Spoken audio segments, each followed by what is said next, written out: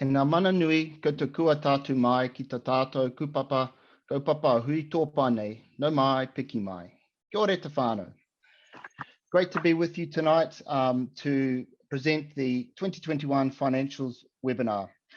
Ko waio, ko Jamie Sinclair tōku ingoa. So my name is Jamie and I'm the Chief Executive of the Ngāti Whātua Ōrākei Trust. And I'm very pleased to be here tonight, and I want to thank all whānau for coming on to hear about this important session on the financial statements and results for Ngāti Whātua Ōrākei for the year ended June 2021. So I won't be alone tonight. I've got two esteemed guests with me tonight to help us work through this important kaupapa. First up is Julia Steenson. Tēnā koe, Julia. Julia is... Kia ora. Kia ora, Julia. Kia ora. Julia is an elected representative, a member of the Trust's Risk, Audit and Assurance Committee, and is also a board member of our commercial entity, Whairawa. Kia ora, Julia. Alongside Julia, we're pleased to have Craig Fisher. Kia ora, Craig. Kia ora tātou. Craig is the independent chair of the Trust's Risk Assurance and Audit Committee and is a very experienced auditor, accountant, and technical expert in all things accounting and assurance and reporting. So we're very privileged and lucky to have Craig as part of our audit committee and as part of the group supporting this process around our financials. So ka nui te mihi kia kōrua. Thank you both very much for your time tonight. So whānau, the kaupapa for tonight, really tonight is about providing some insight into the 2021 financial statements for the Trust and the group to help explain some of the processes that go in behind the collation and auditing of these important documents, and also to try and help identify and inform whānau about some of the key elements of these financial statements. Alongside this presentation, I would encourage all whānau to go onto the website to have a look at the detailed financial statements, which are available there. But we appreciate that financial statements can be very complex and daunting. We want to make this as accessible as possible. It is really important, whānau, that you have an understanding and awareness of your business, the financial results that have been achieved, the financial strength of your hapu, and where we might be going with reporting. So we're going to be sharing a lot of info tonight, whānau, but of course all of the detail will be available on the website as well. If you do have pātai, whānau, please send it through in the chat, and that will come through to me. I'm very happy to answer any pātai in relation to this kaupapa, the financial statements. If we can't answer or we don't have the information to hand tonight, we will include all pātai and answers on the at a later date through our communication channels. So without further ado, whānau, we'll move on to our agenda for today.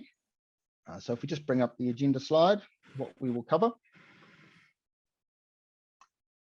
So we're going to spend a little bit of time, whānau, just talking about the group structure. The group structure is really, really important when we talk about financial statements because it explains all the constituent parts that make up the group and make up the transactions and the balances that we report on.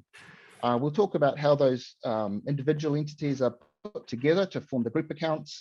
And we'll talk a little bit about the audit process, which is how we are independently checked as to the application of appropriate accounting standards and appropriate controls in relation to our financials. So really important process that we'll talk to tonight. Then we'll get on to the sort of, I guess, the meat of the session, which is really around the financial statements for 2021.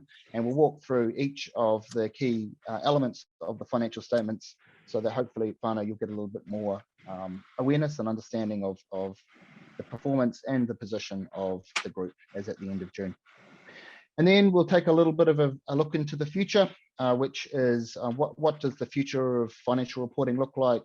Where might we be going with this type of reporting, and how can we make it more accessible and useful in the future? So that's really a bit of a session that we'll have towards the end, just to try and give whānau a glimpse into the future and where we want to go with making these accounts more accessible and useful. So that's the agenda for today. We'll kick off now with the first corridor around the group structure. And you might have seen this graph, this image before, Whānau. This is really a high-level view of our structure.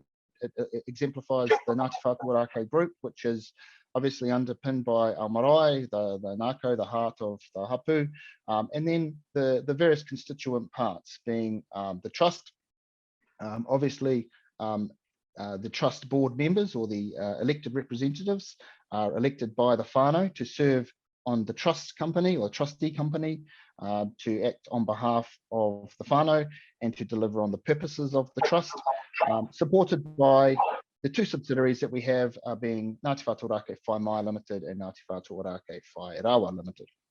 So those, that is at a really high level, but I'll give you another view, which is another picture of the group structure. We just flip to that slide. We'll show whānau a little bit more around how our group is made up. Yeah, so this gives you a little bit more, I guess, information. Firstly, there is the Ngāti Whātua Ōrākei Trustee Limited. Now, Ngāti Whātua Ōrākei Trustee Limited is effectively like a corporate trustee. So for a whānau who are lucky enough to be elected and to be representing the hapu are what they call directors and shareholders of the trustee company. That trustee company acts and delivers on the purposes of the trust. So it acts to deliver on those key elements that are included in the trust purpose and expectation. Underneath the trusts and subsidiaries of the trustee company are the two main subsidiaries that we have, Ngāti Whātua Ōrākei Whai Rawa Limited and Ngāti Whātua Ōrākei Whai Mai Limited. I'll talk a little bit about Whai Mai. So Whai Mai has a number of entities that sit underneath that corporate trustee entity and are consolidated up into Whai Mai Limited, two charitable trusts, so Whai Mai Charitable Trust 1 and Whai Mai Charitable Trust 2.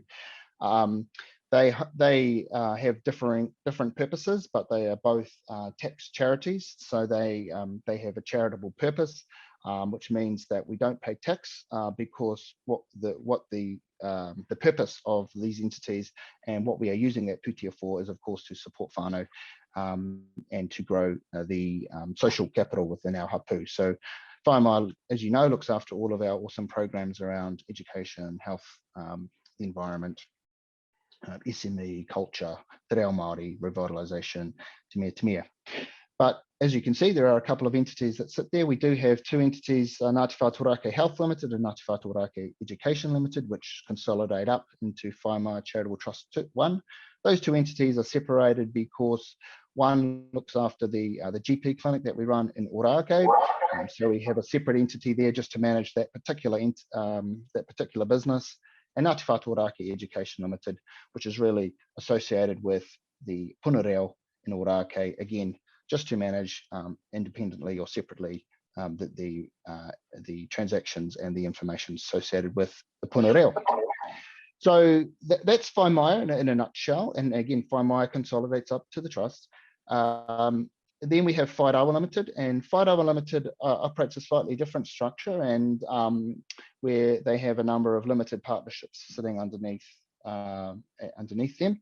I should mention that Whai Rawa is what they call a Māori authority, so it has particular status and a particular tax status, and that is because Ngāti Whātua Ōrākei Whai Rawa holds and owns some Māori freehold land in Brenton Place. So that's a really interesting kind of aspect of Whai Rawa, but it is a very important part of the overall structure that Whai Rawa is indeed categorised as a Māori authority. Perhaps I should pass to someone probably a little bit more knowledgeable than me on the Whai Rawa structure. Julia, perhaps can explain a little bit around the Whai Rawa structure itself and the limited partnerships, and in particular why we use that type of structure for the Whai Rawa business. So perhaps Julia, if you don't mind, I'll pass to you. Sure. Kia ora, Jamie. Like all of the structure, it's it's probably easier if we put that back up actually. Like all of the structure, it's very much built around getting the most out of our tax efficiencies to make sure that we're not paying any more tax than we absolutely have to, given the amounts of pūtea we're dealing with. So Whānau has separate subsidiaries to undertake different activities.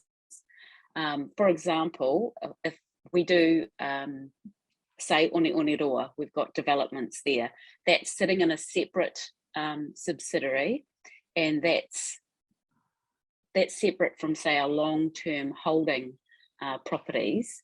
They're distinctly different and therefore dealt with differently by the taxman, by the legislation.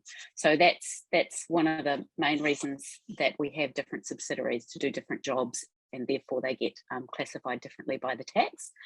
And as Jamie has already alluded to, it's Whairawa is a Māori authority, so it pays 17.5% tax. And limited partnerships are used because that means that's all the tax that we pay at that rate. It gives us the best rate we can.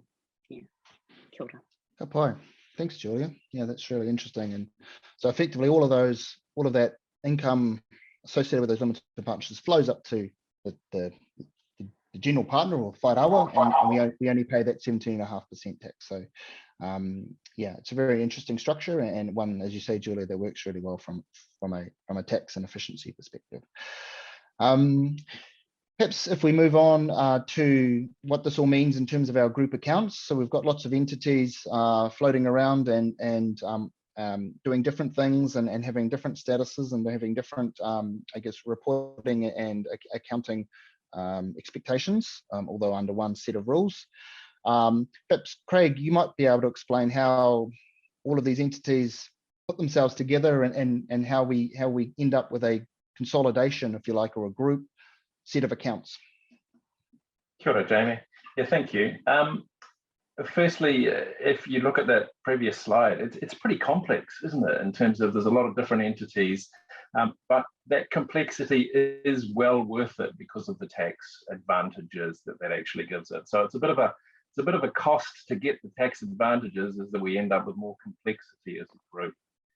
Also, one of the other things that it does is it allows things to be risk ring fenced. So, you know, if something went wrong in one property development, then that can actually be isolated to that development rather than affect other unrelated parts of the group. So that's really important.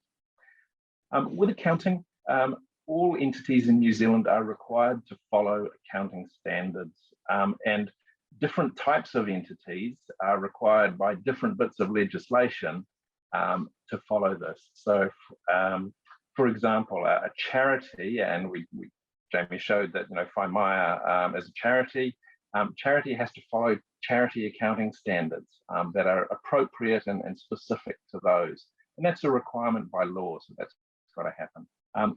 Companies such as Whairawa are required to follow company accounting standards. And yet we need to show for all of the hapu, what's the combined result for the group? What are all of the assets that the group owns? What are all of the liabilities that the group owes? How much revenue has come in this year and how much money has been spent? So in order to get that combined consolidated picture, we have to consolidate all of the different entities, which at its essence is adding them together. But if only it was that simple. We add them together, but you know, when they're done based on different accounting standards, because that's what the law requires, then sometimes there needs to be adjustments to make sure that we're comparing like with like. Also, some parts of the group are transacting within the group. So various parts of the group are funding other parts of the group. So we don't want to double count anything. You know, you don't want to double count any income or double count any expenses. So as part of the consolidation process, part of this adding together of all of the separate bits is needing to identify what are those bits that are within the group and not actually transacting with the outside world, so that they can be eliminated, so that the final annual financial statements that you can go onto the website and see do represent the correct picture for Ngāti Whātua Group. and that's the important thing there. So why do you have to follow accounting standards? Maybe that's worthwhile just talking about here as well. The reason for that is that we want information to be comparable. We want information to be consistent so that it's useful and understandable to people. So it's really important that things are accounted for in the same way from year to year. Most property developments take more than a year from start to finish. So it's really important that they are accounted for consistently throughout the accounting periods, and that things are cut off correctly.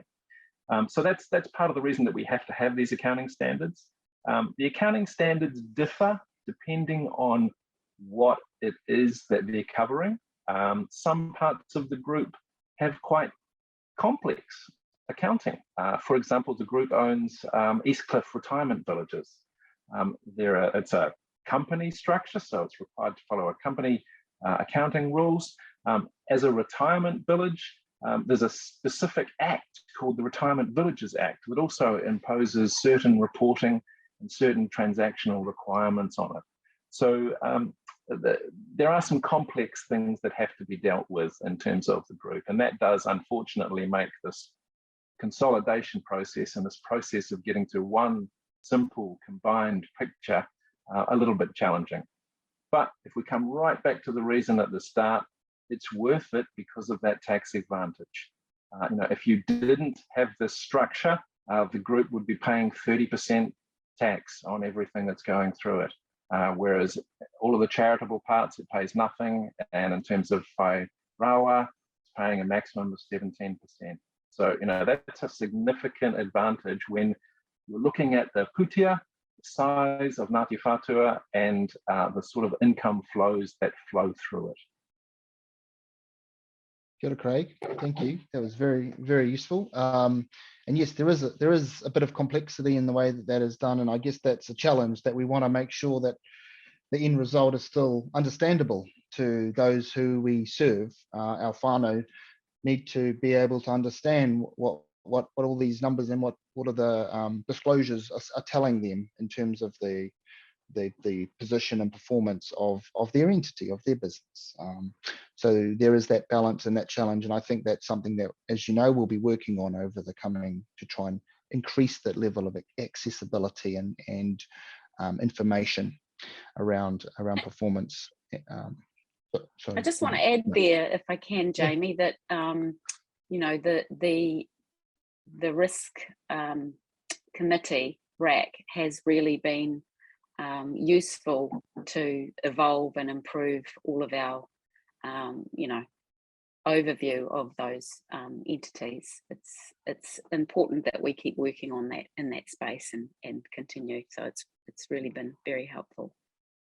Absolutely. Yep. And mihi to you both, members of that committee, and so thank you. It certainly has. It's really assisted the trust. So perhaps we'll move on to the next slide, which we do talk a little about the role of the Risk and Assurance Committee, and also about the role of the independent auditor, because within all this complexity, within all these standards, and the underlying transactions that make the accounts up, there needs to be some assurance that that things are done right, that we are following the rules, that we are have controls in place, that we are doing things the right way. And so there is a role, and there is a role for the independent external auditors.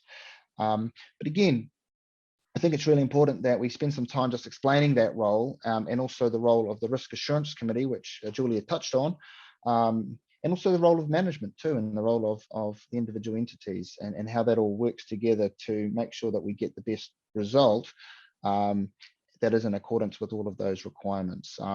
Craig, as an ex-auditor yourself and someone who's been around, auditing standards for a long time and assurance, I know auditing is sometimes a bit of a tough gig, but it's be really interested to get your perspective on the audit process and how it applies, and also the role of that committee that Julia mentioned, and the importance of that as another source of, I guess, assurance. Kia ora, Jamie. Yep. Whānau, I spent 30 years of my life as a professional auditor before I fired myself. So I fired myself a couple of years ago. And it's fair to say that in those 30 years, auditing is not a popularity contest. People don't really like auditors because they come into organizations as independent experts and they check up on their financial systems and how they're actually working. And unfortunately, because they're checking up on things, they often pick up on things that are going wrong. You know, they don't spend so much time saying you're doing everything fantastically, but they will tell you exactly if you haven't followed this accounting standard or haven't followed this this requirement that you're required to do in terms of reporting. But having said that, the audit is a really important role, the independent external audit. They are like a expert professional set of independent eyes that are coming into the organization. And because they are outside of the organization, they tend to be able to see things more clearly just because they're not involved in things on a day-to-day basis. And they ask really annoying questions of management, like, you know, what's this? Why are you doing this? Why did you treat something like that? But it's a very important role in order to make sure that the organization is actually following all of those accounting standards for all of the different types of entities that it's required to follow. And those accounting standards are actually law. They're actually legal instruments in New Zealand. So if the organization didn't follow those, then someone's going to get told off for that, because it is, you know, it is ultimately against the law. It's also really important that a lot of people take comfort from having an independent auditor look at an organization and look at its results. For example, the education facility under the education activities under Whaimaya, it gets quite a lot of its funding from the Ministry of Education. The Ministry of Education takes a lot of comfort from the independent audit that their money that's being funded is being spent appropriately for what it was given. Likewise, Ministry of Health funding that goes through to, you know, to the health services, same deal. Ministry of Health takes a lot of comfort from the independent audit. Yeah, sure, they look at the organization as well, but they take more reliance often from that independent set of eyes that's gone and had a look at this. So the auditors, or the external auditors, their primary role is to give an opinion on your annual consolidated set of financial statements, so the ones that are on the website. And hopefully, if all goes really well, that opinion, even though it's a couple of pages long, doesn't say much. It says, yep, you know, there's nothing wrong here, essentially. However, there's some misconceptions about audit. And I've spent 25 years as an audit partner, a huge amount of my time going along to boards of organizations, whether it's a sports club or a big company or a government department, and explaining what the audit does, but also what the audit doesn't do.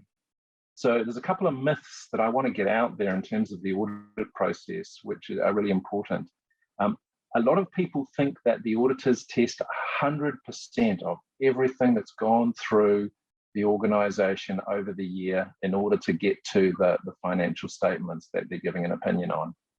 They don't. They could, but you'd have to pay them such a ridiculous amount of money to do all of that mahi that it just wouldn't be worth it. So what they do is that they work out where the greatest risks are and they sample test things in order to try and make sure that there is enough comfort that the systems that the organization has, financial recording and reporting systems, are working well enough that they can rely on it to give an independent opinion. So they're not testing 100%, but they are very risk focused in terms of how they apply things. I often describe myself as a black hat thinker. That means I think the worst about everything, and then I try and prove the best. Now that comes from audit training. They come in and they trust no one. They might be smiling, but they're not trusting anybody. And they're trying to work out, are things working as they're supposed to work? Are the systems actually operating okay? So that's one thing, that they're not testing 100%. Another myth that needs to be dispelled is auditors don't specifically do their work to find fraud. Now, that might seem a little bit weird because you'd want them to find fraud if there was fraud happening in an organization. But remember, their primary role is to give an independent opinion on the annual financial statements. Sometimes actually there can be frauds committed and the financial statements can still be correct because they might be wrong in wrong areas, like, but the overall combined might be correct. Hopefully, if there is fraud happening, then their risk approach and the way that they approach their work will highlight it and will find it. But it's not their specific role to find fraud. And actually, it's really hard to find fraud. Some of my work in the past has also been specific fraud investigation rather than just doing an annual audit. And we use a whole lot of different techniques. We're going in and doing all sorts of covert operations to try and find out if something is wrong.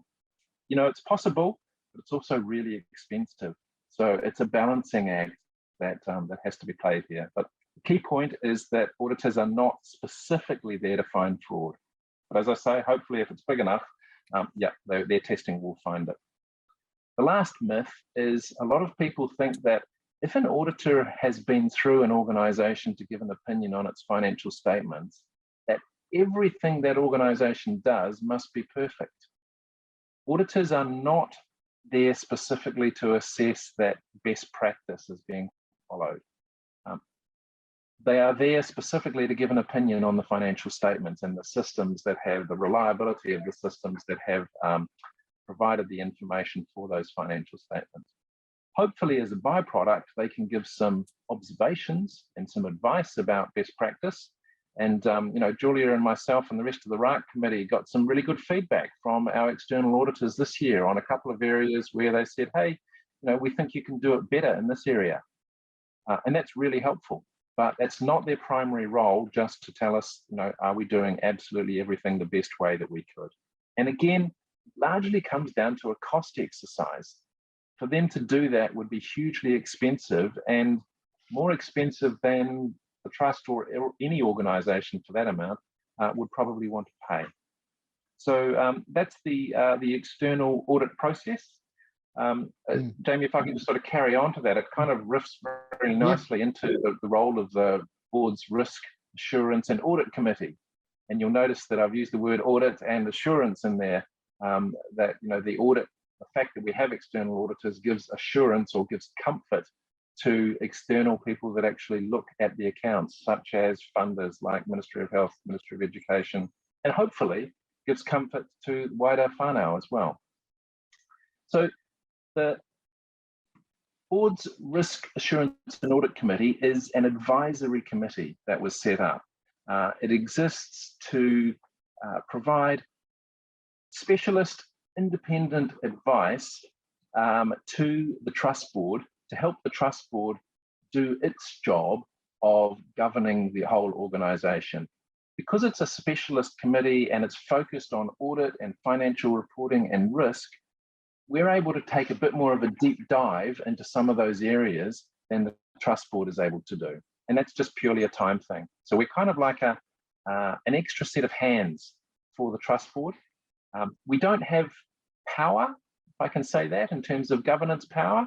All that we can do is make recommendations to the trust board and say, look, hey, we've gone into this area in detail and here's what we found and here's what we think we need to do to help improve things going forward. So it's very much a working committee that looks at how things are actually going in the areas of audit and assurance, financial reporting, and how the organization's doing its recording and reporting throughout the year, and its risk management systems, and looking at how can we improve those. It's also a relatively new committee for Ngāti Whātua, and because of that, we're in, I guess I'd call it, setup mode for quite a number of things.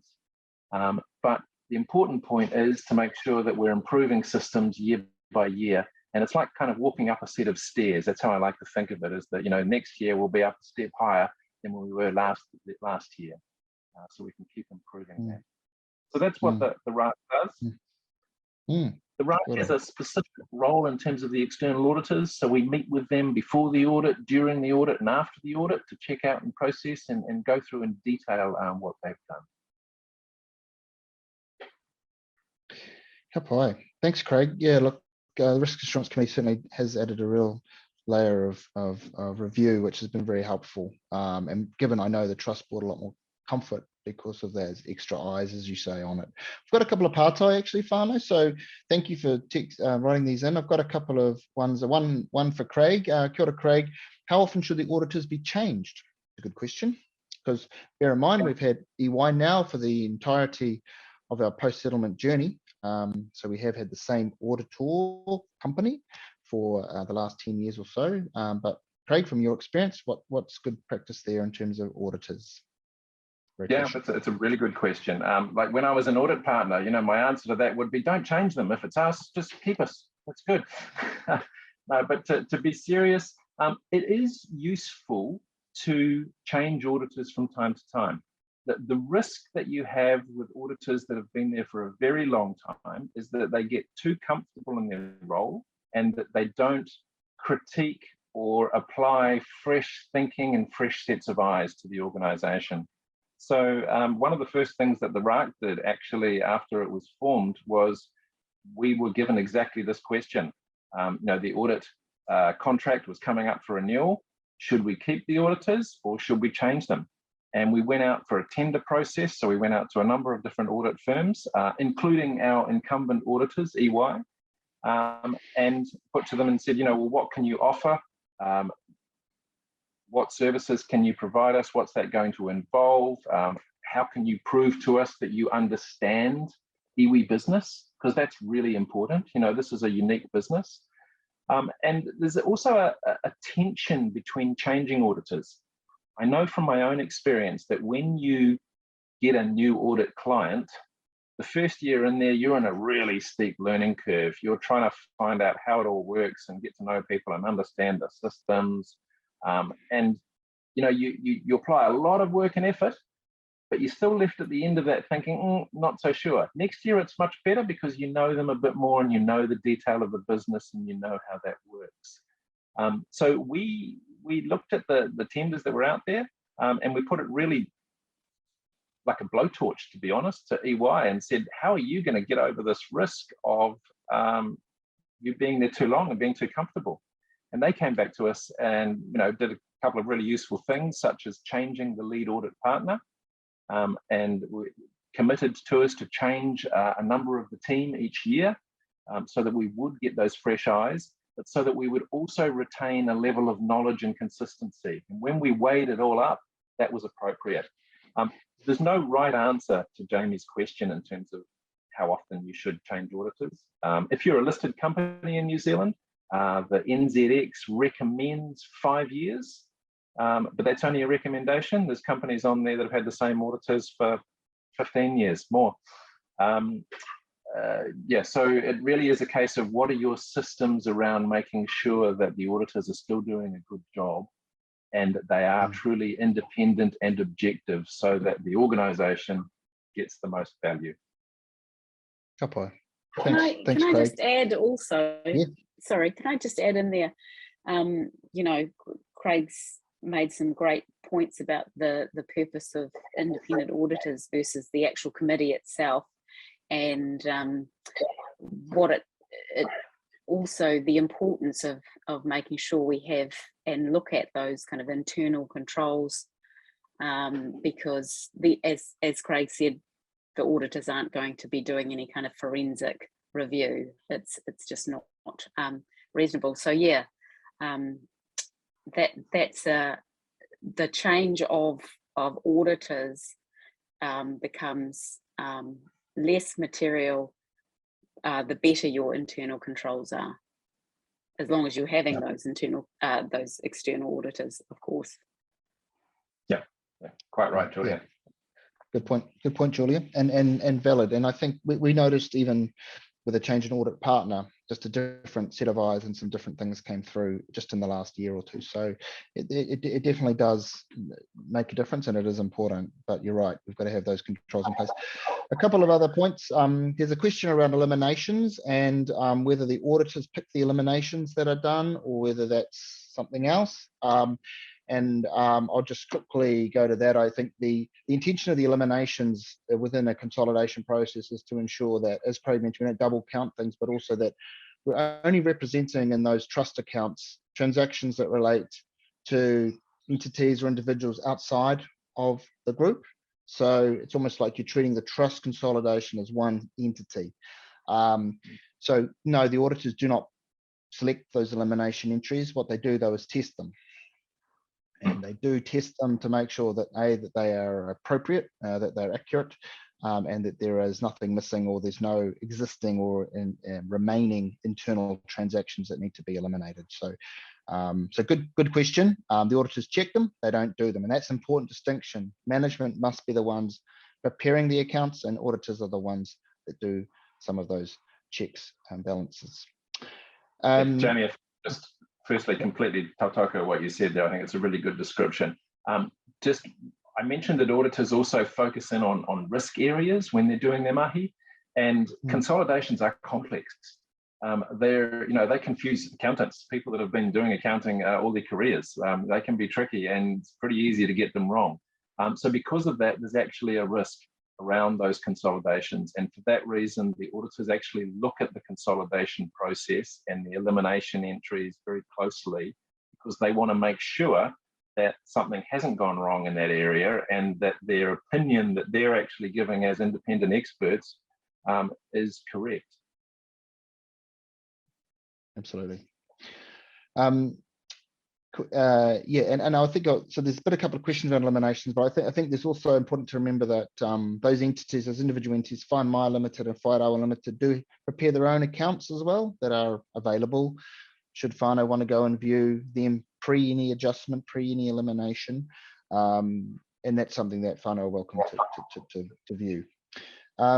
We have a question on the Audit Risk Committee and why do we need it if, why shouldn't, I guess the question is, why do we need it if the recommendations aren't mandatory? I.e., you might make recommendations to the board and the board goes, well, thanks, but no, let's see you later. What's the value then? Yeah, really good question, Jamie. Well, firstly, there's the people who are on the RAC. So the RAC consists of representatives from Whaimaya, representatives from Whairawa, representatives from the trust. So it's a pretty powerful group there already. You've got trustee directors and independent directors involved. And then you've got myself there who's charged with chairing it, who is completely independent and an outside party looking at that. So really good question. Yeah, the trustees could ignore the recommendations, but they'd be pretty silly to, because a lot of hard work's been done, and it would also make people, I don't know, less wanting to actually be involved and do this. But the fact that the trust board has set up a risk assurance and audit committee is a really good example of increasing maturity as an organization, in terms of wanting to make sure that its systems and its areas of risk are addressed appropriately. And that's why it's set up a specific committee to be able to do a bit more of a deeper dive, to go into these areas, to be able to take a whole lot of information and then summarize it in terms of the key points that the trustees really need to make a decision on and think about. So that's kind of how I like to think of ourselves, is that we're kind of like a deep dive filtering committee that just takes some of the detailed, boring mahi away and gives them the excitement of making the decision.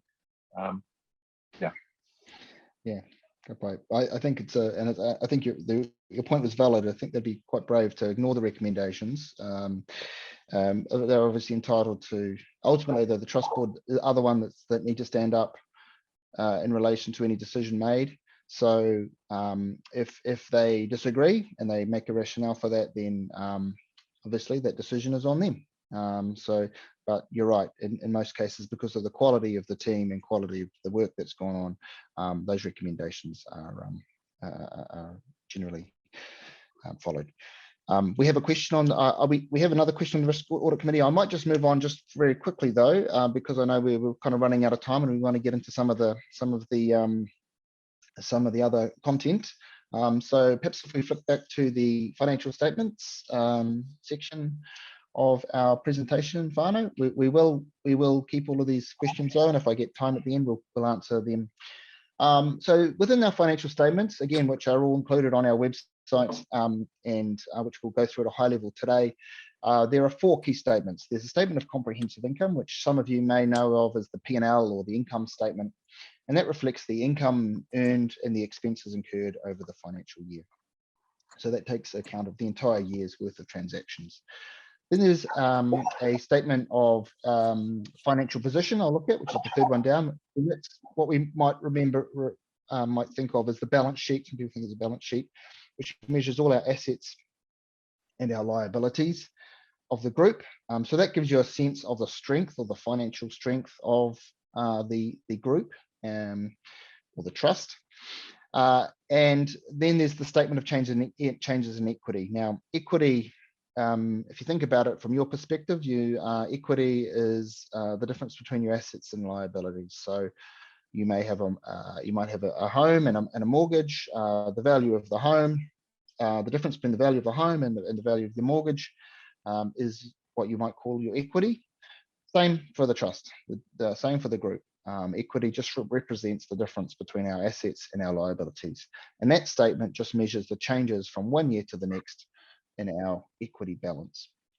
And the last, but certainly not least, statement that is included in our accounts is the statement of cash flow, which is very important because it actually shows the cash inflow and outflow of the group. So that means the physical cash that has been transferred in and out of the group and the classification of those cash transactions. So again, really, really useful, and we'll get to that when we get to the detail for the group.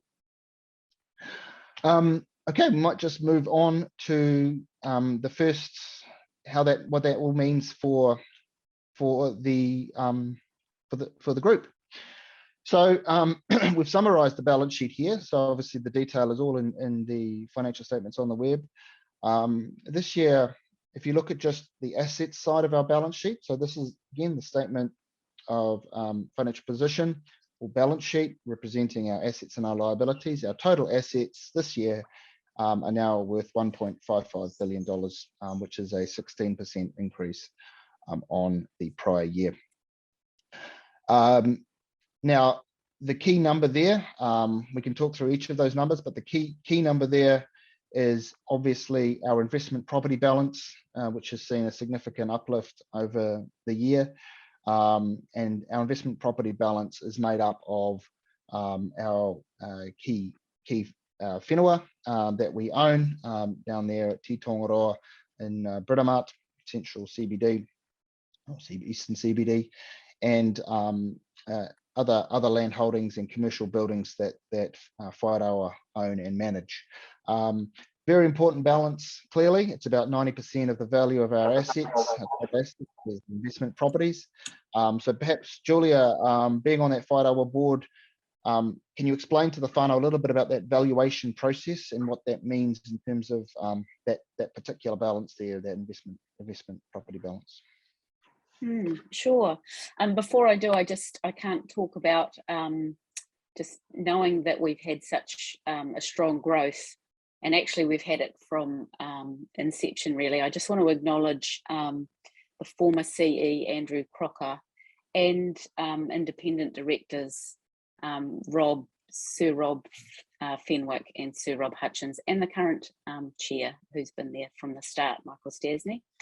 So independent valuations are similar to what Craig said about independent auditors. So they're a completely unrelated set of eyes who come and value our assets, basically. So they determine what a fair value is, and that's no different to if you had a house and what the market is going to likely pay for it from a knowledgeable buyer, because we're talking about commercial assets. So there's a lot of what's called due diligence, which is where they do all of their investigations into whether or not it's the right sort of purchase, same as you would if it was a residential home. And the valuers basically look at the market, what is the fair value, and they put a value on it. And they do that, we do that annually. We use different valuers to do that, so that we make sure that we're testing what they're saying. And on top of that, the auditors actually have their own valuers to test the value of those assets being correct, so that we're not overstating or understating. And it's really important, the values of the assets, because it speaks to how much we can loan. It also speaks to how much assets we grow by, which means whether or not, you know, they're good decisions that we make year on year. And it gives you a strong sense of growth across a period of time as well, because your asset portfolio goes up, your debts should therefore be reducing, unless you buy new assets which add to that, as Jamie has said, that equity then allows you to buy new assets and keep growing overall. So the valuations play a really key part in our growth, our equity and our assets. Absolutely, thank you, Julie. Yeah, very comprehensive process. And Whānau, if you want to know more about the valuation process and the assumptions and so forth that underline that, I recommend the note, I think it's note 9 in our financial statements, which goes through in some detail that process. Excuse me. So yeah, but it is pretty robust, but it is market driven, so that we're trying to get a market position. Clearly markets change, markets move. We have obviously and with very solid custodianship, Tautoko there, Julia, seen a significant growth rate over the last well, really over the last 10 years or so.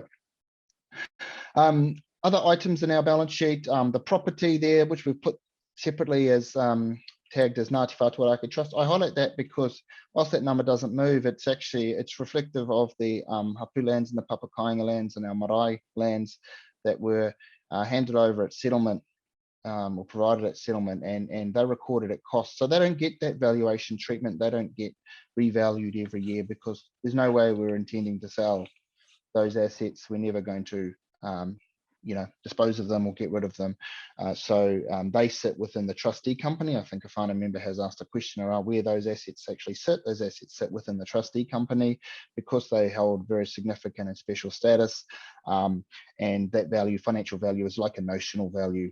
We know to us that they are priceless pieces of whenua. So cash, we try to keep a relatively low cash balance. There's reasons for that, obviously. Any cash that comes in, we want to be either doing more with it or we want to be reducing our debt.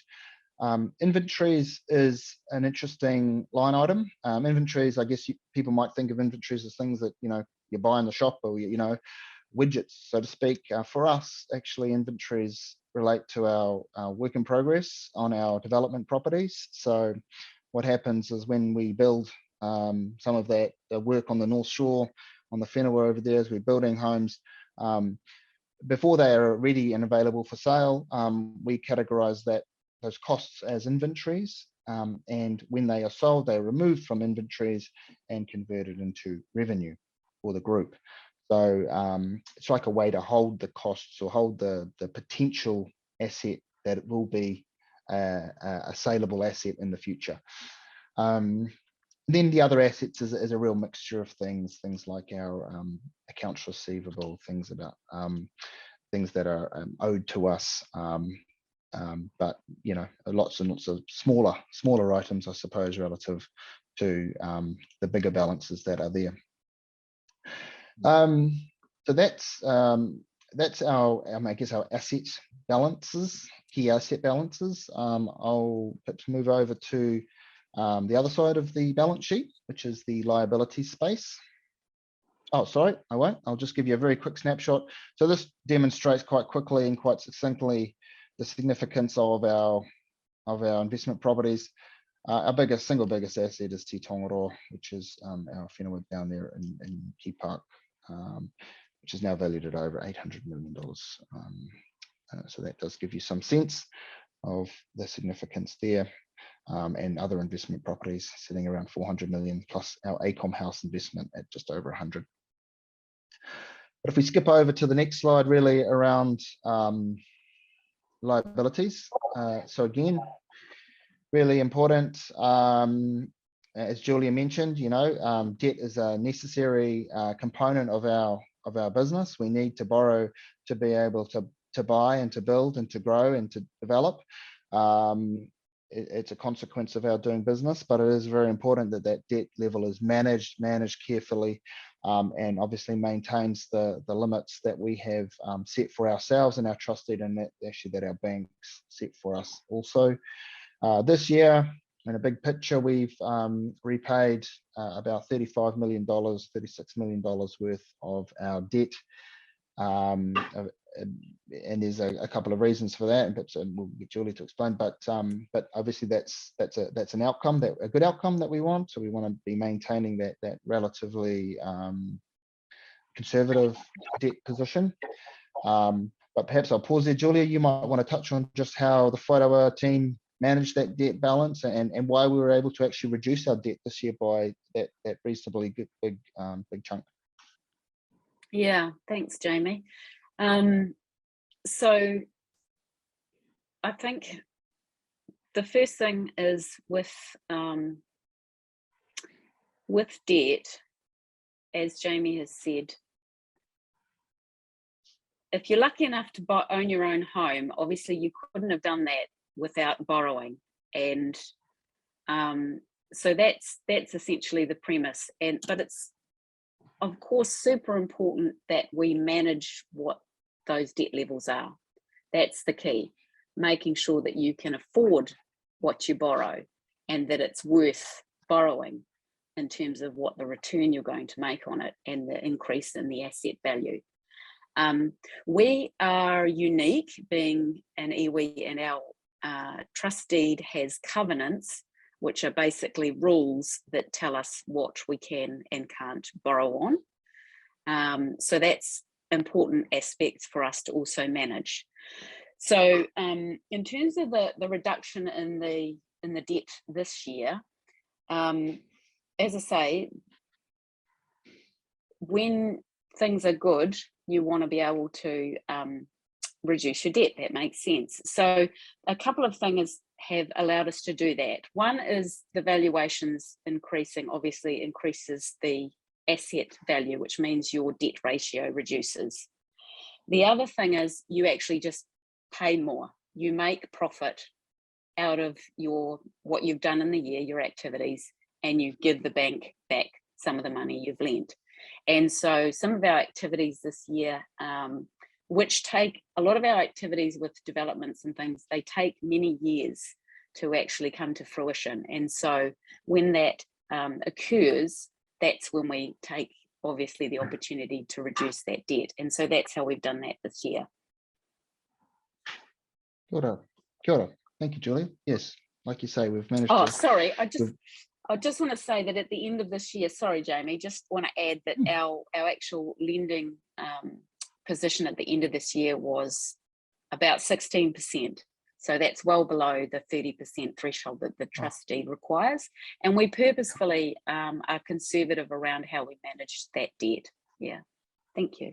Yeah, no, kia ora. No, really good insight. And yeah, like you say, we've been able to realize some of those investment property developments or the developments on the North Shore, and also through our Moira Road JV, which have given us the opportunity to reduce debt. That's fantastic. So 16% is obviously a very conservative loan to value ratio.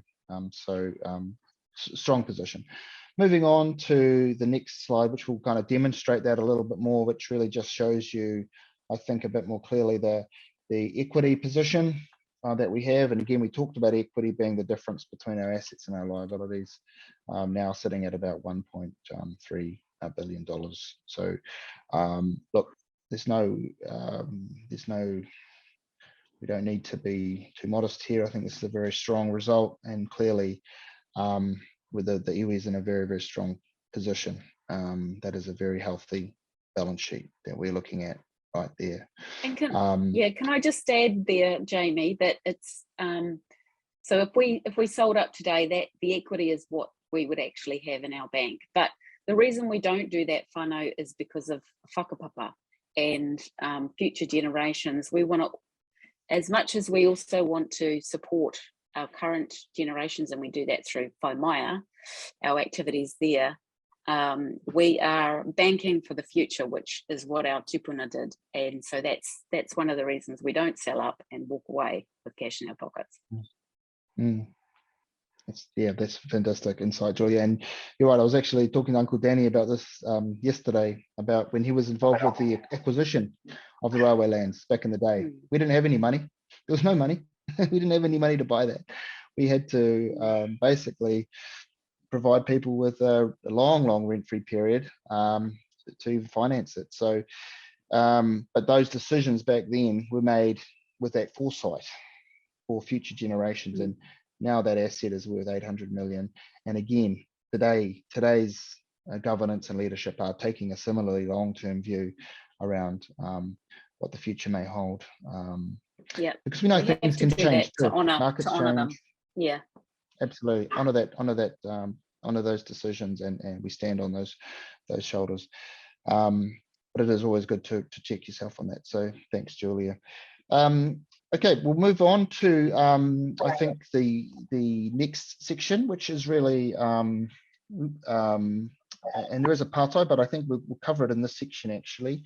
We're looking at our P&L, or that statement of comprehensive income, which is our profit, our expenses, and our revenue, and any movements in those other assets like our associates or our investment property.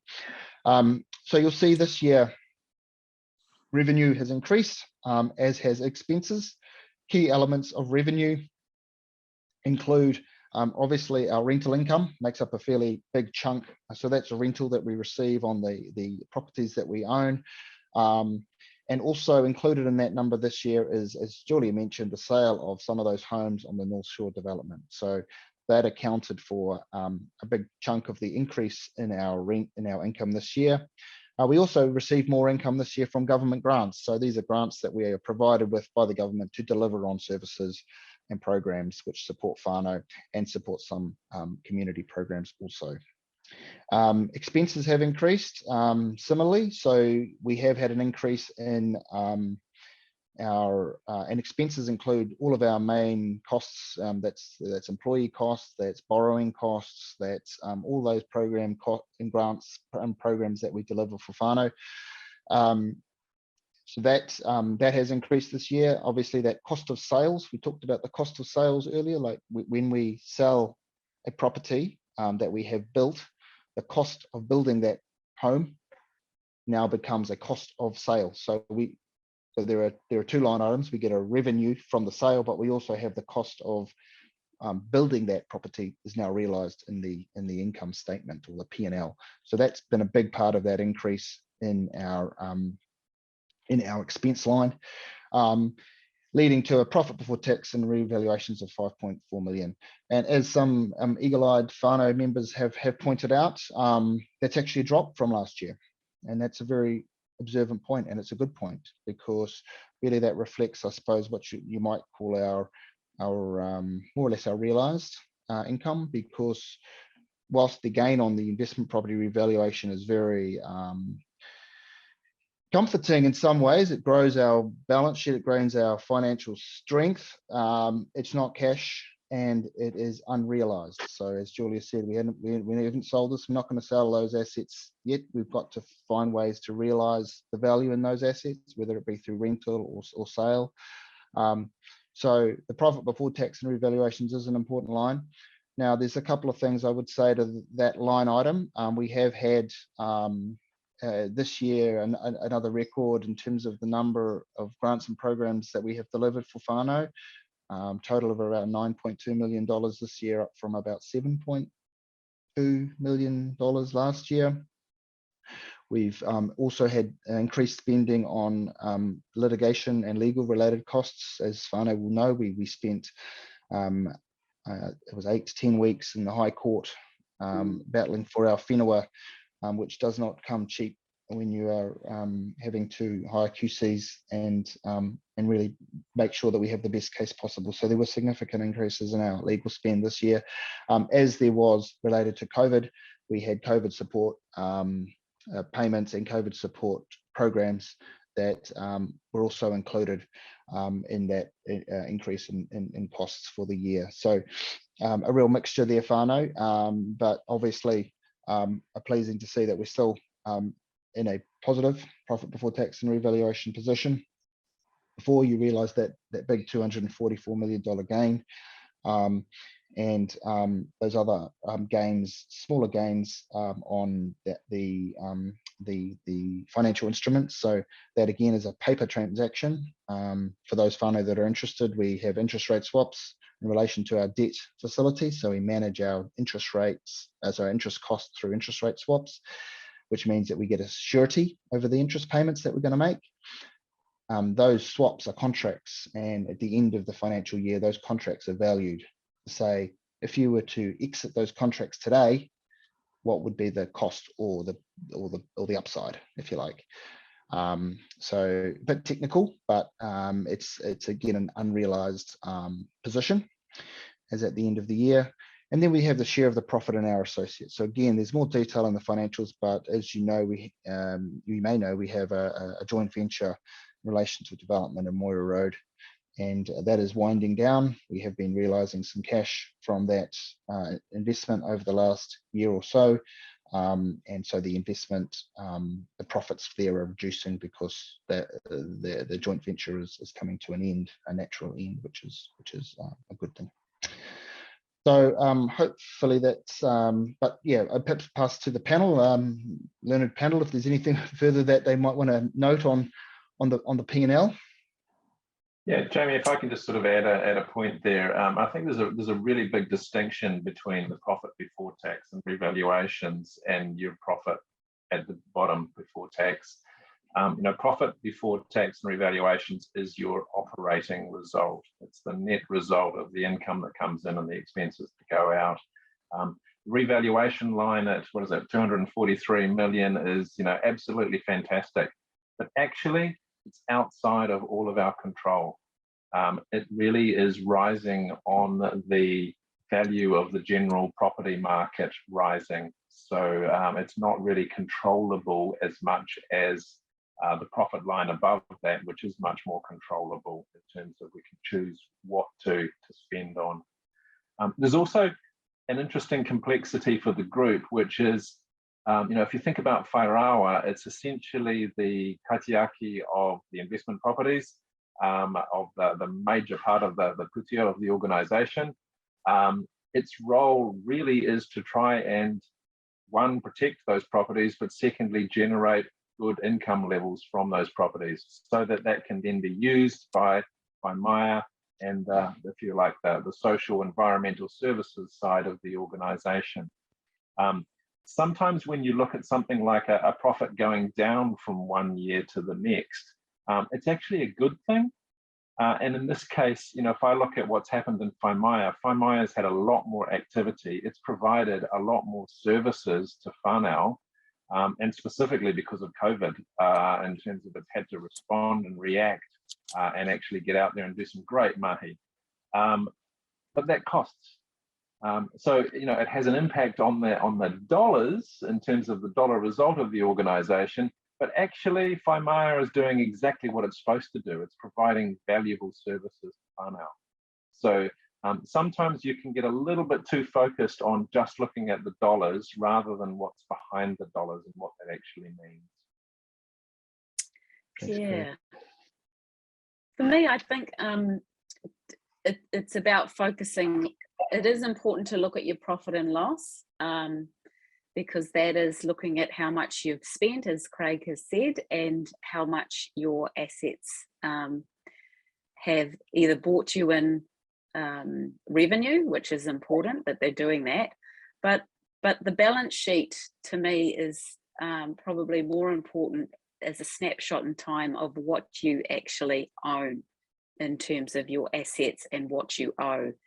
So as long as your equity is increasing year on year, then that shows that you are strong and you are growing. And there's different views on what assets you can invest in order to do that, and all of them have their risks with them, and all of them have their the level of risk. And yeah, you might not have control in any market really that you enter into. So it's about making sure that you feel comfortable with the one that you're in, and whether it's certainly land has been something our tupunu has invested in, and in many ways, not just for a return. As we know, whānau, it's much wider than that. So yeah, that's what I'd say about that. Good kōrero. And I think Craig will touch on a bit later as well the future of what reporting might look like, because financials don't tell the whole story. They're interesting and they're important, but they don't tell the whole story. And that's something we've got to grapple with, because we're here for, in fact, the entire group is here for the uplift of whānau. We have very clear strategy, ambition, and we've got to make sure that we're telling the story and are heading in the right direction against all of those objectives. So we'll just move on. I've got a couple of partai here, which we might just touch on very quickly. We've got, are we confident that the trust is acting in our best interest with full transparency and accountability of its management account? It should make sure all its directors are fully informed about financials. Does this happen in your view? Julia, perhaps I'll pass that to you as a current trust board member. Do you feel like there is sufficient transparency and accountability in relation to the management accounts of the group, and the awareness and understanding and informed nature of those for the board? I would say the complexity and the size of our group makes it very difficult to be in the minutiae, as Craig has already spoken about. And it's the same with the auditors. It's very difficult to be in the minutiae. The larger, the big ticket stuff, as the auditors check on, that we concern ourselves with, is certainly something that I believe we are across. And I can only speak for myself. I certainly put a lot of time and energy into making sure I understand and I'm across what's happening, particularly being part of Whairawa. And I know that our accounts team, which is actually driven out of Whairawa, has internal controls in it. Having said that, there is always room for improvement, and there's always room to grow and make sure that we all understand equally and feel comfortable about that. So there's always room for improvement. Good point. Thanks, Julia. Jamie, can I add to that as well? Yeah. Yeah. I think it's a really important point, and transparency sometimes can be a double-edged sword.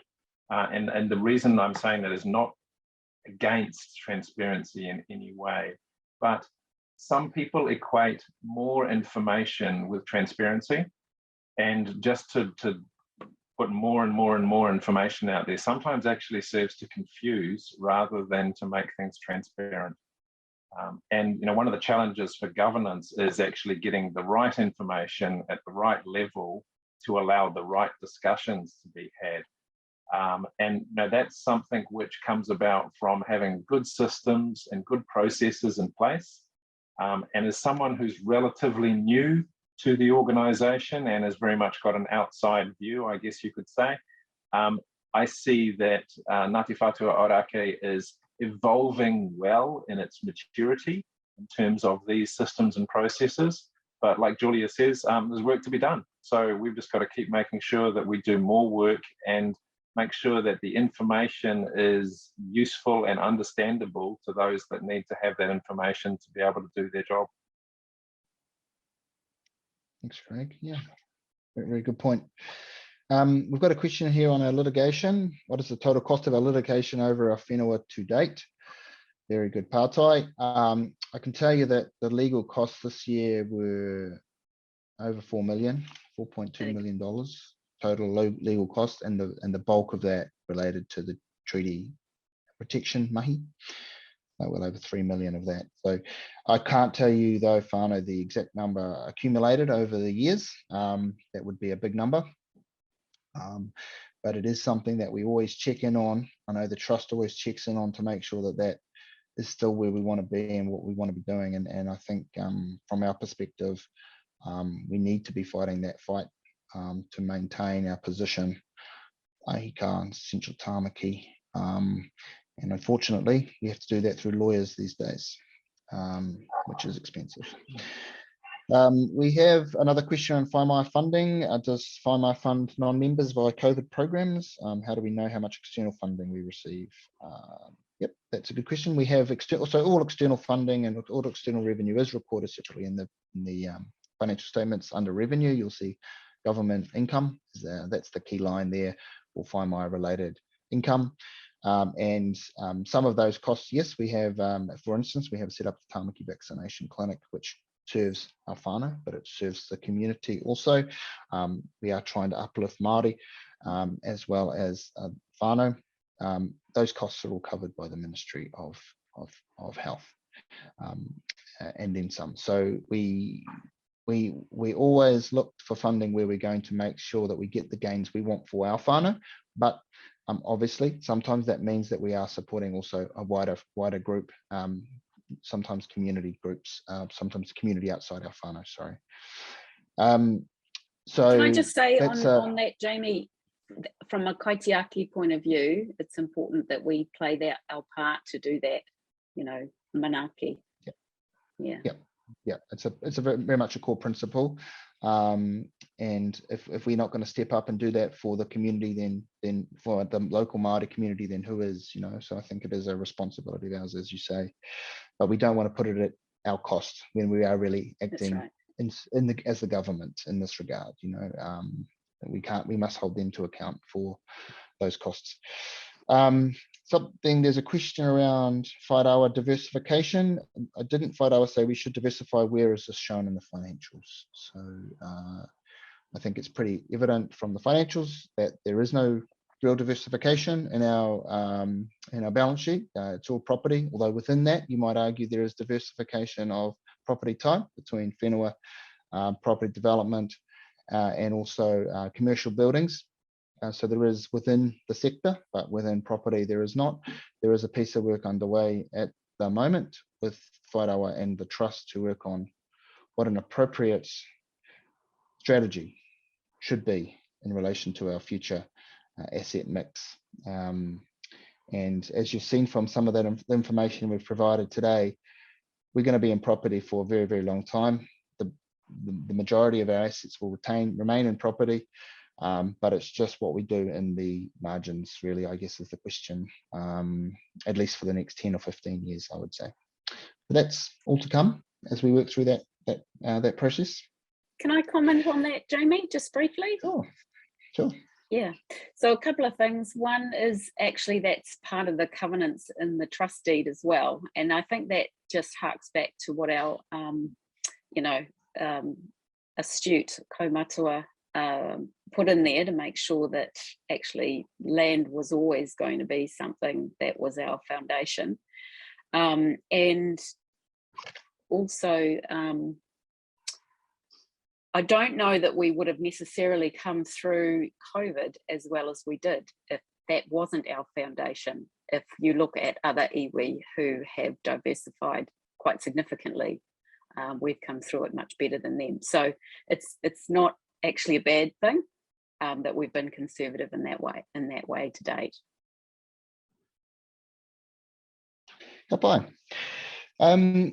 the question is, again for you, Julia, do you think Whānau should look to expand into the green economic change initiatives and change its constitution as we are ultimately kaitiaki?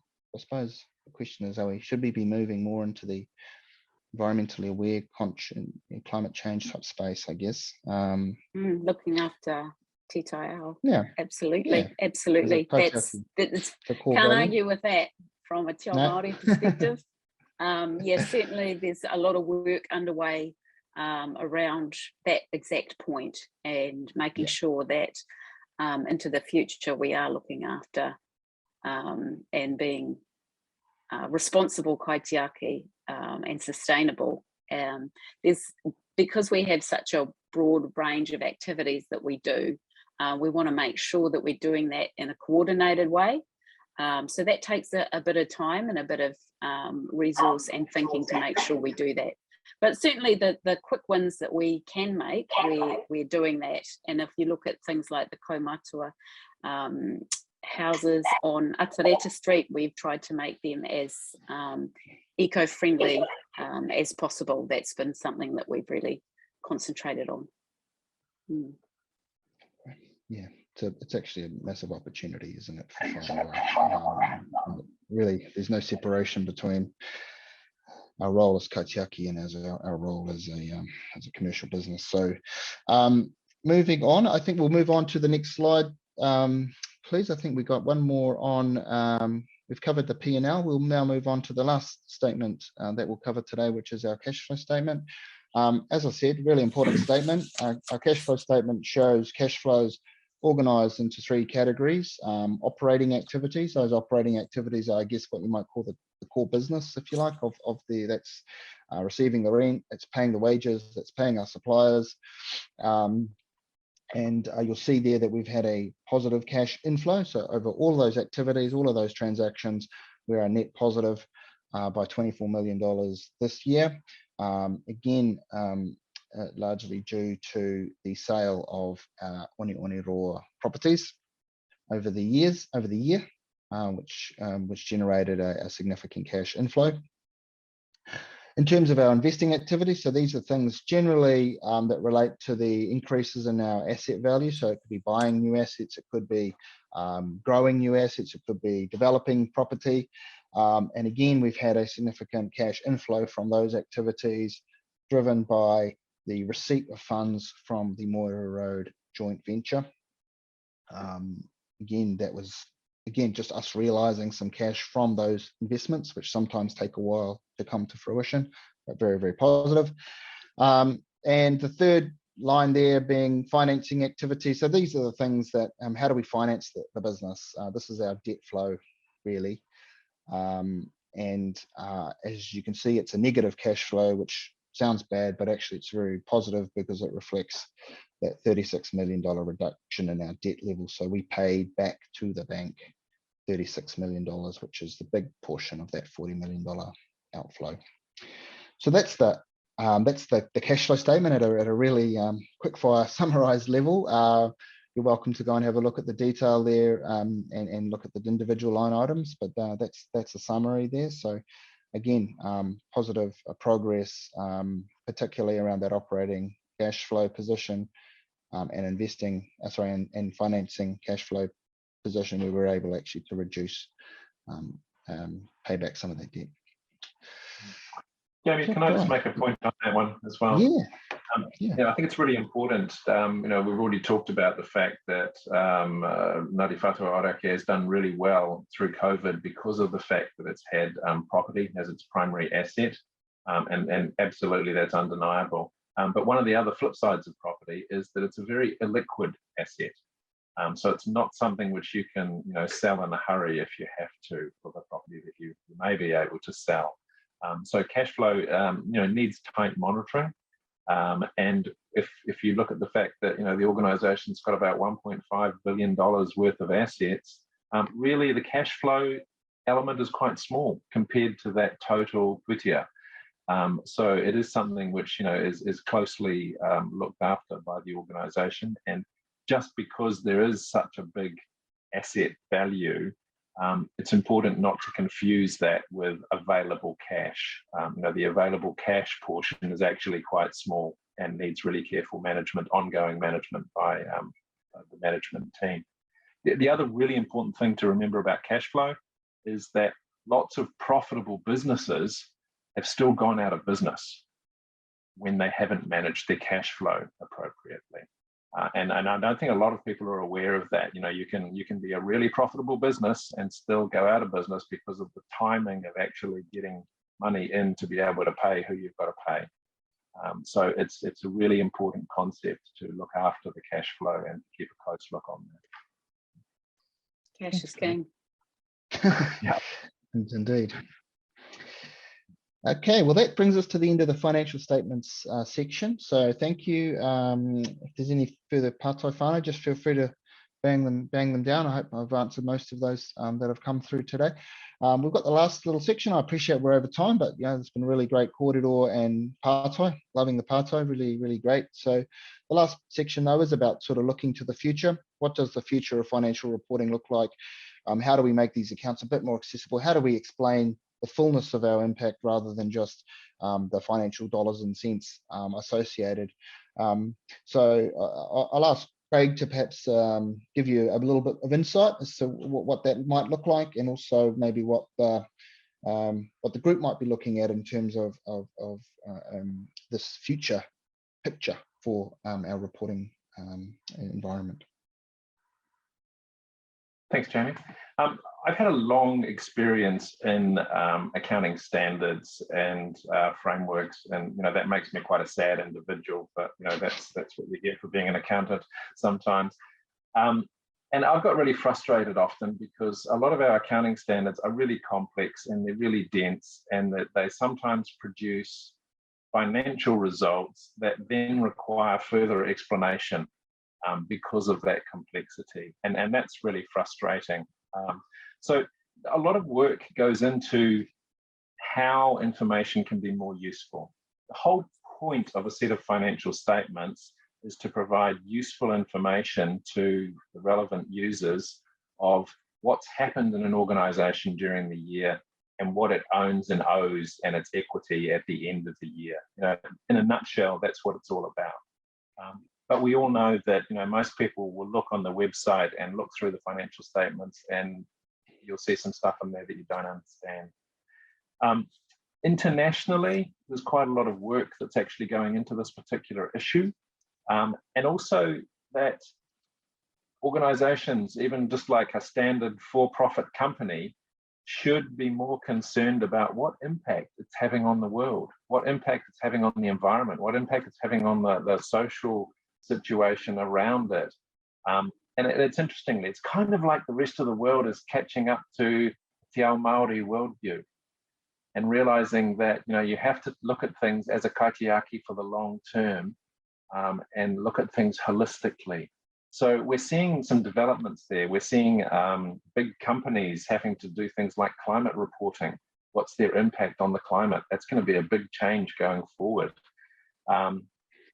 We're seeing the government do things like a wellbeing budget, and really that's trying to look at what's the impact of their budget in a holistic sense. Charities in New Zealand are required by law now to answer a couple of questions. Who are you and why do you exist? What did you set out to do? What did you actually deliver? So, what sort of level of education, what level of health services, how much of these things, how good were they? Before you get to reporting where did your income come from and how much was your expenses and what are your assets and liabilities. So there's quite a lot of change that's actually happening now, or starting to happen. And that is painful in that it's change, and it requires you to get your head around it and to understand it, but it's also an opportunity to do things better.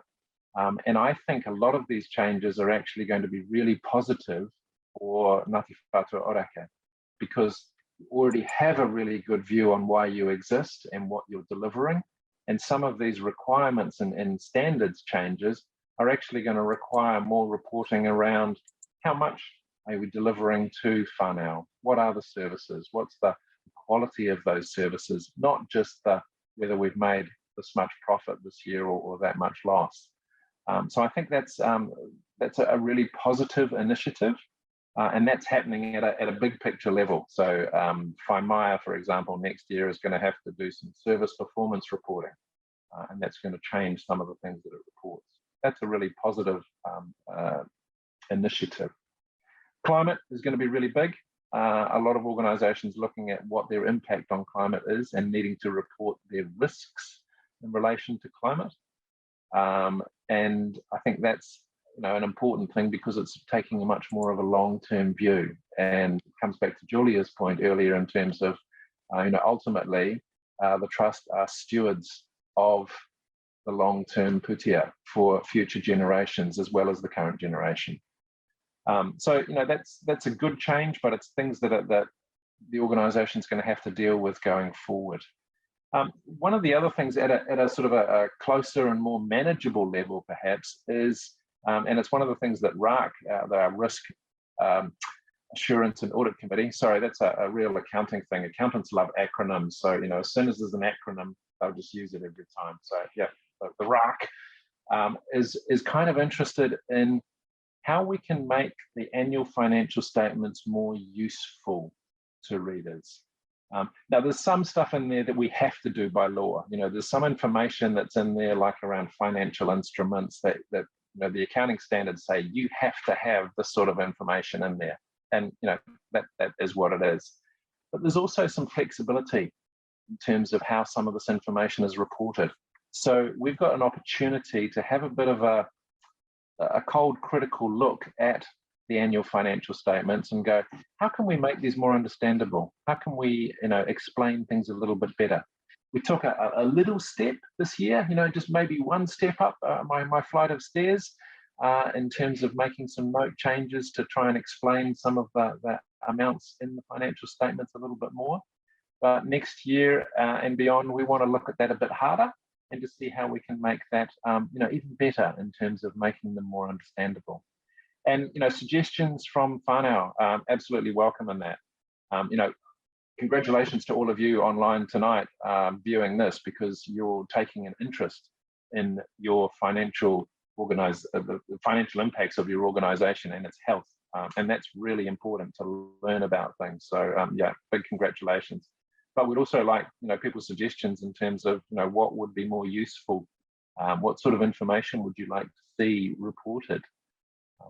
I think going forward, that's a really useful thing to explore. And we won't get it right. We won't be at the top of the stairs immediately, but the aim is to keep walking up those stairs. So yeah, there are some changes going to be imposed on us from outside, from the wider world. Climate's a great example of that, and climate risk.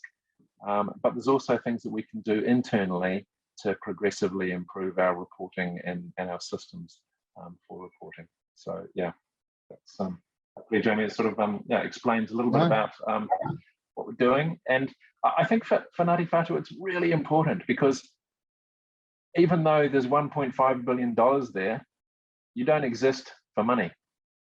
Money is just a side effect, symptom of everything else that the trust exists for. You exist for the long-term health and prosperity of the whānau. And those are the things which we really should be measuring and seeing how we can show some effective measures on the work that's being done and improving those areas. Yes, we've got to do the hygiene financial stuff as well, but yeah, it'll be really useful to report some more of that. Direct benefit, direct value that everyone can understand. Boy, thanks, Craig. Totally agree, and it's really exciting actually that we're in a place where we're exploring that. And you're right, these accounts are for the users, and our users are the whānau. So whānau, yeah, please provide your input, and I'm sure that'll be part of the next stage in the process. So that pretty much brings us to the end of our presentation, whānau. Look, it's been really awesome tonight. Thank you again, kanu tumihi kia koroa, Julia, Craig, thank you for your time and your expertise and your input. Really wonderful to have such an informed panel. And to those online, I just reiterate Craig's point, well done. Really great to have you there. We want to see as many whānau getting involved and interested in their financials and their business as we can. And hopefully we can continue to improve the way that that is presented to you all. So, so I think that's it from us. We don't have any particular partai remaining. So I'll just want to mihi to as well, if that's all right, Jamie. Yeah, so I just want to mihi to whānau as well, and also to you both for your input tonight. Yeah, Thanks, it's been good kōrero. Tēnei te mihi kia tātou. Kia ora. Thanks, Julia. Oh, well, without further ado, we'll close this off now for tonight, but thank you, whānau, and I hope you've learned something. I hope there's some more questions that might come up, and that's good too. I really encourage you to hear those and to talk amongst yourselves and raise those in the appropriate forum, so or with the trust.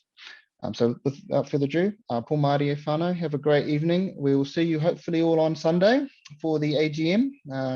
It's AGM week, so we'll see you on Sunday. Looking forward to seeing you all again, and then some on Sunday for this year's AGM, which will be my last, so it is going to be very significant for me.